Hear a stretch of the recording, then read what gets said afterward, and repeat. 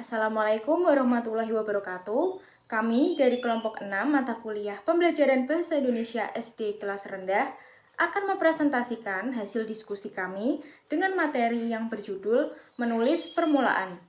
Sebelumnya, perkenalkan anggota kelompok kami, yaitu yang pertama, saya, Evelyn Nuzula Azahra, NIM 14014190302. Saya Sylvia Rahmawati dengan NIM 14014191303.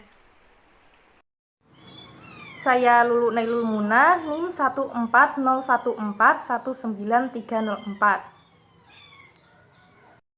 Untuk materi pembelajaran menulis permulaan ini, kita akan membahas beberapa pokok bahasan, yaitu yang pertama, pengertian pembelajaran menulis permulaan.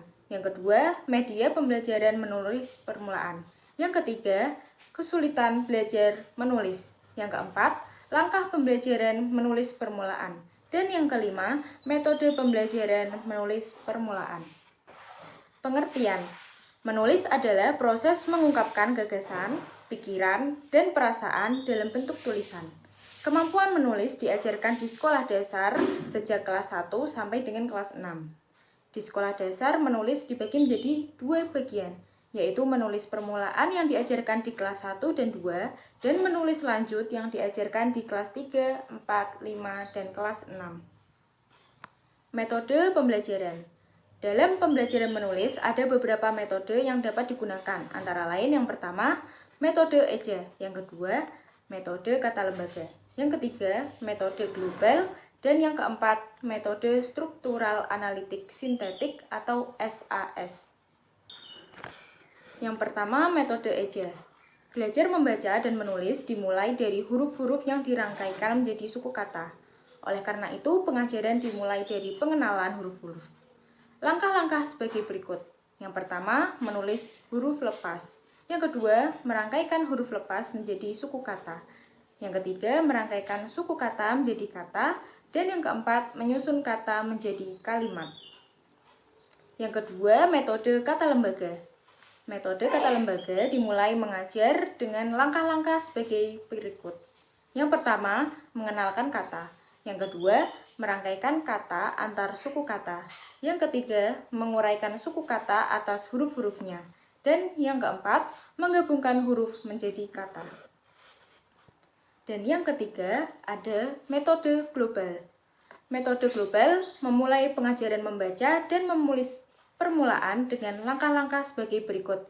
Yang pertama, membaca kalimat secara utuh yang ada di bawah gambar. Yang kedua, menguraikan kalimat dengan kata-kata. Yang ketiga, menguraikan kata-kata menjadi suku kata. Dan yang keempat, metode struktural analitik sintetik atau SAS. Dalam metode tersebut, guru melakukan langkah-langkah sebagai berikut. Guru menuliskan sebuah kalimat sederhana. Setelah dibaca, lalu siswa menyalinnya. Kata-kata dalam kalimat tersebut diuraikan atas suku-sukunya. Suku-suku kata itu diuraikan kembali menjadi huruf-hurufnya. Setelah guru memberikan penjelasan lebih lanjut, huruf-huruf tersebut dirangkai lagi menjadi suku kata. Setelah semua siswa selesai, guru merangkai suku-suku menjadi kata. Siswa menyalinnya. Kata-kata tersebut dirangkai lagi sehingga menjadi kalimat semula. Siswa melakukan hal yang sama seperti yang dilakukan guru. Selanjutnya, media pembelajaran. Banyak macam media pembelajaran yang dapat digunakan. Salah satunya, papan tulis yang digunakan oleh guru untuk menuliskan contoh. Papan selip yang dapat digunakan untuk menyelipkan gambar atau kata. Papan tali yang digunakan untuk menggantungkan kalimat yang perlu dituliskan judulnya, dan lain sebagainya. Langkah pembelajaran menulis permulaan. Nah, langkah pembelajaran menulis permulaan ini terbagi menjadi dua kelompok. Nah, yaitu pengenalan huruf dan latihan.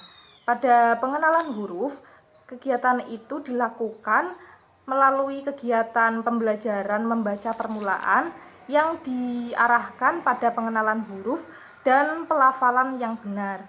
Tujuannya adalah agar siswa mampu mengenali dan membedakan bentuk-bentuk dari huruf. Yang kedua adalah latihan. Nah, proses pemberian latihan ini bisa dilakukan dengan memberi latihan dari tingkat yang sederhana ke tingkat yang lebih kompleks. Lalu bentuk latihan seperti apa saja?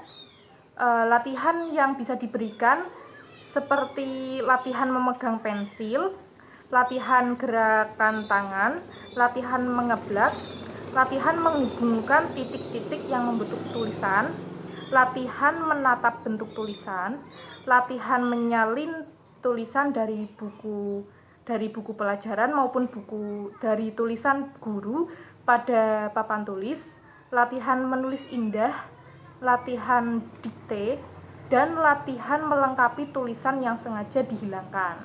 Seperti itu. Kemudian kesulitan apa saja yang sering dialami siswa dalam belajar menulis permulaan?